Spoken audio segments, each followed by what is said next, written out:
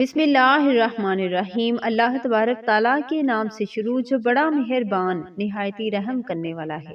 السلام علیکم ناظرین۔ غزوہ ہند کیا ہے؟ غزوہ ہند کب ہوگا؟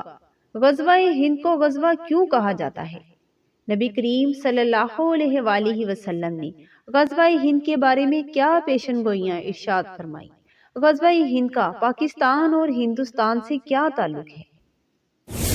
آج ہم آپ کو غزوہ ہند کے حوالے سے انتہائی اہم معلومات فراہم کریں گے۔ غزوہ ہند رسول اللہ صلی اللہ علیہ وآلہ وسلم کی پیشن گوئیوں پر مذکورہ ایک جہاد ہے جس کے متعلق چند احادیث موجود ہے۔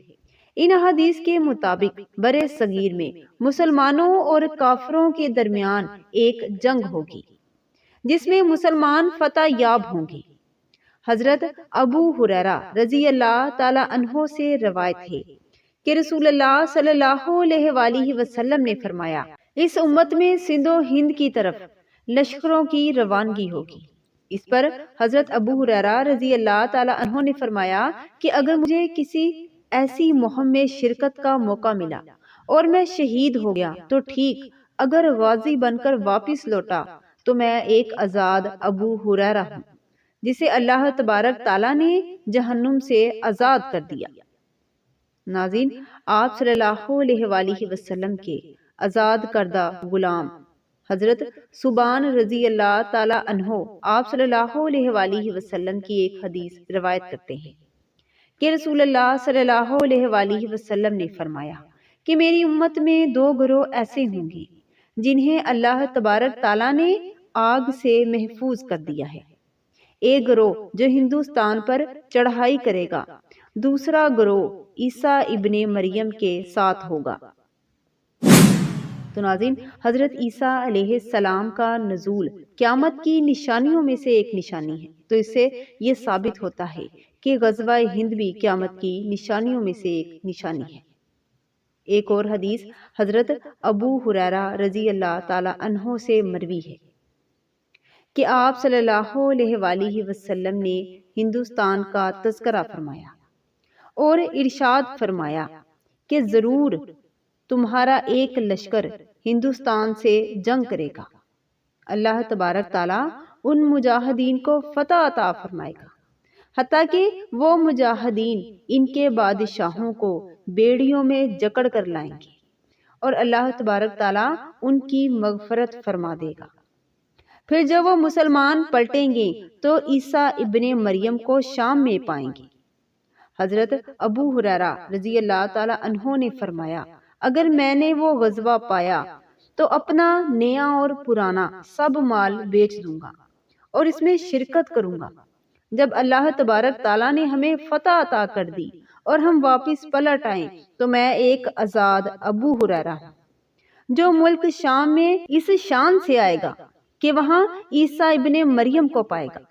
اس وقت حضرت ابو ہریرہ رضی اللہ تعالی عنہ نے فرمایا کہ یا رسول اللہ صلی اللہ علیہ وآلہ وسلم، میری شدید خواہش ہوگی کہ میں ان کے پاس پہنچ کر ان کو بتاؤں کہ میں آپ صلی اللہ علیہ وآلہ وسلم کا صحابی ہوں۔ تو راوی کا بیان ہے کہ حضور اکرم صلی اللہ علیہ وآلہ وسلم یہ سن کر مسکرا پڑے اور فرمایا، بہت زیادہ مشکل، بہت زیادہ مشکل۔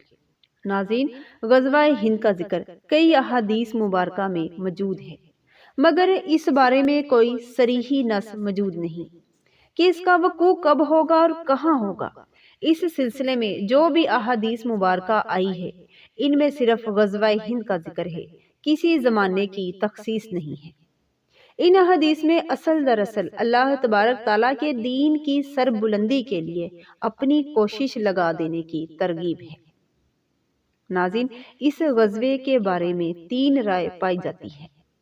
پہلی یہ کہ اسلام کے ابتدائی اور وسطی دور میں جن کی بنا پر ہندوستان ایک عرصے تک دارالاسلام بنا رہا اور وہاں اسلامی حکومت قائم رہی، یہی غزوات غزوہ ہند کا مشتاق ہے، جن میں محمد بن قاسم اور سلطان محمود غزنوی کی معرکہ آرائی قابل ذکر ہے۔ دوسری رائے کے مطابق حدیث میں جو ہند کا ذکر ہے اس سے خاص ہندوستان مراد نہیں، بلکہ ہندوستان کی طرف جو علاقے ہیں جن میں خاص طور پر بصرہ اور اس کے اطراف کا علاقہ ہے، اس کی تائید بعض آثار صحابہ سے ہوتی ہے جو یہ فرمایا کرتے تھے کہ ہم لوگ ہند سے بصرہ مراد لیتے ہیں۔ اس تعویل کے اعتبار سے غزوہ ہند کی روایت کا تعلق ابتدائی زمانہ میں جو فارس سے جنگیں ہوئیں ان سے ہے۔ ناظرین، تیسری رائے یہ ہے کہ ابھی تک یہ غزوہ وقوع پذیر نہیں ہوا، بلکہ حضرت امام مہدی علیہ السلام اور حضرت عیسیٰ علیہ السلام کے زمانہ میں اس معرکہ رائی کا آغاز ہوگا۔